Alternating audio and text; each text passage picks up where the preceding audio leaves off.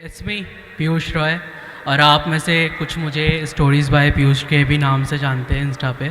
जो नहीं जानते एक बार स्टोरी सुनिए, अगर अच्छा लगे तो प्लीज़ डू फॉलो।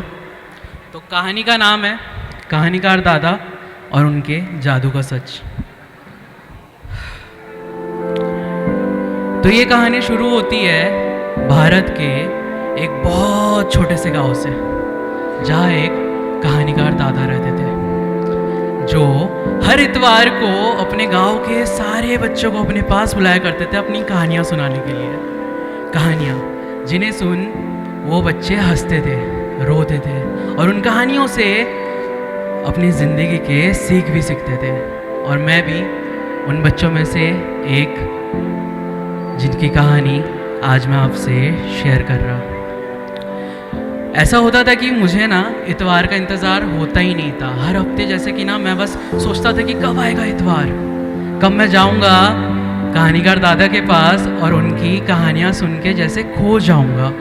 जैसे वो होता है ना कि कहानीकार दादा जब अपनी कहानियाँ सुनाते थे ना तो लगता था कि जैसे उनकी कहानियों में कुछ जादू सा है। कहानीकार दादा बोलते थे जैसे कि देखो वो जो तितली उड़ रही है, क्या सच में वो तितली है?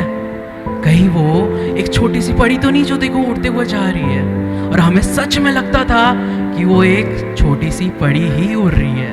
और उनकी कहानियों में ऐसा जादू था कि मैंने भी ना जिद बना लिया कि अब तो मुझे भी ये जादू सीखना है। तो मैं अपनी उम्मीदों का बस्ता उठा के कहानीकार दादा के पास पहुंच गया और मैंने उनको जिद में बोल दिया कि दादा दादा मैं भी ना एक दिन आप सा बहुत महान कहानीकार बनूंगा जो आपकी तरह कहानियाँ सुना के सबको एक नई दुनिया में पहुंचा देता हो, जो आपकी तरह सबको मदहोश कर देता हो अपनी कहानियाँ सुना के। और दादा कुछ नहीं बोले, एक छोटी सी मुस्कुराहट के साथ अपना हाथ मेरे सर पे रखे और बस चले गए। और मैं भी अगले दिन गाँव के बीचों बीच पहुंच गया सुबह सुबह और अपनी कहानियों का सफ़र जैसे मैंने शुरू ही कर दिया।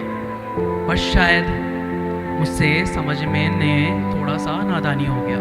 मैं कहानियों के नाम पे बस झूठ कहना शुरू कर दिया और लोग कहीं ना कहीं मेरे बातों से परेशान होने लग गए। और जब ये बात दादा को पता चली तो दादा मुझे अपने पास बुलाए, अपने बगल में बिठाए और मेरे सर पे हाथ रख के मेरे ज़िंदगी का सबसे बड़ा सीख मुझे बताया कि एक कहानीकार कभी भी एक अच्छा कहानीकार तब तक नहीं होता जब तक उस कहानीकार को कहानी के जादू के बारे में ना पता हो। और जादू की सच्चाई कुछ ऐसी है कि एक कहानीकार अगर चाहे तो किसी को हंसा सकता है, एक कहानीकार अगर चाहे तो किसी को रुला सकता है, एक कहानीकार अगर चाहे तो किसी को ज़मीन से उठा के आसमान के बुलंद ऊंचाइयों तक पहुंचा सकता है। और अगर एक कहानीकार चाहे तो उसी आसमान से उसे पकड़ ज़मीन पे गिरा के राख में बदल सकता है। तो हाँ, इतनी बड़ी सीख दी थी मुझे उन दादा ने।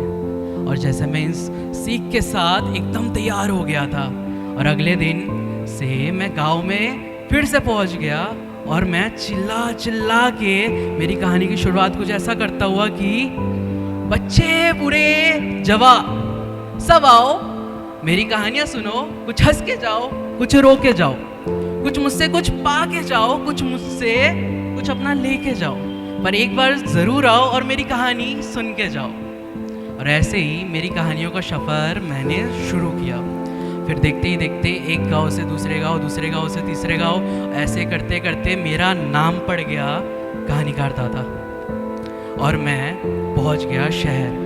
मैं शहर पहुंच के कितना नाम कमाया, इतना शोहरत कमाया और अपने नाम को आगे बढ़ाया। पर एक पल आया, हाँ एक पल आया जब ना मुझ में घमंड आ गया कि मैं खुद को ना दूसरों से ऊंचाई पे देखना चाहता था। मुझ में लालच आ गई पैसों की। और ये दो चीज़, सिर्फ ये दो चीज़ मुझसे जुदा कर गया। मेरे कहानियों का जादू मुझसे छीन गया। जो लोग आके सुनते थे मुझे सुन के एक नई दुनिया पाते थे, वो जैसे अब मुझे सुनना ही नहीं पसंद करते थे। और जो मेरा नाम था धीरे धीरे जैसे मिट सा गया। और मैं भी शहर से अपना उदासी लेके फिर अपने गांव पहुंच गया। और मुझे गांव में कहने लगे हारा हुआ कहानीकार। और हाँ, जब मैं अपने गांव में वो छोटे से घर पे रहना शुरू कर दिया, एक दिन आया मेरा बचपन का दोस्त श्याम। श्याम जब मेरे पास आया तो उसके साथ उसका एक छोटा सा पोता भी साथ आया। और श्याम की कहानी कुछ ऐसी है कि श्याम मेरा वो दोस्त था जिसने मुझे पहली बार कहानीकार दादा से मिलाया था। और जब मैंने कहानीकार दादा से उनकी सीख ली, उसके बाद जो मेरा पहला कहानी था वो मैंने शाम को सुनाया था। एक फौजी की कहानी, एक फौजी जो अपने देश के लिए लड़ सकता है, अगर देश के ऊपर एक भी खरोच आने की बात आई तो खुद को मिटा सकता है, पर आगे वाले को ना जवाब देगा, करारा जवाब देगा। और ये कहानी सुन श्याम इतना ज़्यादा इंस्पायर हुआ कि वो एक फ़ौजी था। श्याम एक रिटायर फ़ौजी था जो अपने पोते के साथ मुझसे मिलने आया था। और कहीं ना कहीं श्याम मुझे कुछ कहता, मुझे देख के इतने सालों के बाद, उससे पहले ही उसके पोते ने मुझे देखा। वो भागते भागते मेरे पास आया, मेरे पास आके मेरे हाथ को जैसे थाम लिया, और थाम के मैं कुछ कहता, श्याम कुछ कहता, उससे पहले वो अपनी नज़रें श्याम की तरफ फेरा और उसने कुछ ऐसा कहा कि दादा दादा, क्या ये वही कहानीकार दादा है जिनकी कहानियाँ आप मुझे सुनाया करते हो, जिनकी कहानियाँ सुन के आप फौजी बने? क्या ये वही कहानीकार दादा है जिनकी कहानियाँ सुन सब एक नई दुनिया में पहुँच जाते थे? तो शाम को जवाब दे उससे पहले बच्चे ने फिर मेरे तरफ देखा और मेरा हाथ थाम उसने मुझसे कुछ कहा कि कहानीकार दादा, क्या आप मुझे आपके ज़िंदगी के सबसे खूबसूरत कहानी, आपकी ज़िंदगी की कहानी सुनाएंगे? और मैं सच कहूँ, उस बच्चे को देख के ना मुझे मेरा बचपन याद आ गया था कि कैसे मैं कहानीकार दादा के पास जाता था इतवार को कहानियाँ सुनने के लिए, एक नई दुनिया में पहुँचने के लिए। तो मैं कैसे मना कर सकता था उस छोटे से बच्चे को?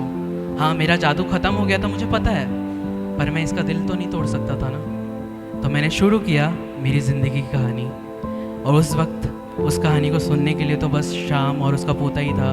पर कहानी ख़त्म होते तक, हाँ, कहानी ख़त्म होते तक सारा गाँव वहाँ मौजूद था।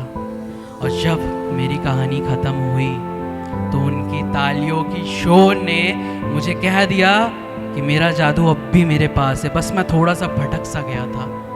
तो हाँ, मैं बहुत खुश था, मेरे आंखों में आंसू थे, और उतने में वो छोटा सा बच्चा मेरे तरफ देख मेरा हाथ थाम मुझसे कुछ कहा कि दादा, आपको पता है, मैं भी ना आप जैसा एक महान कहानीकार बनूंगा जो सबको हंसाएगा, जो सबको अपने कहानियों से ना एक नई दुनिया पहुंचाएगा।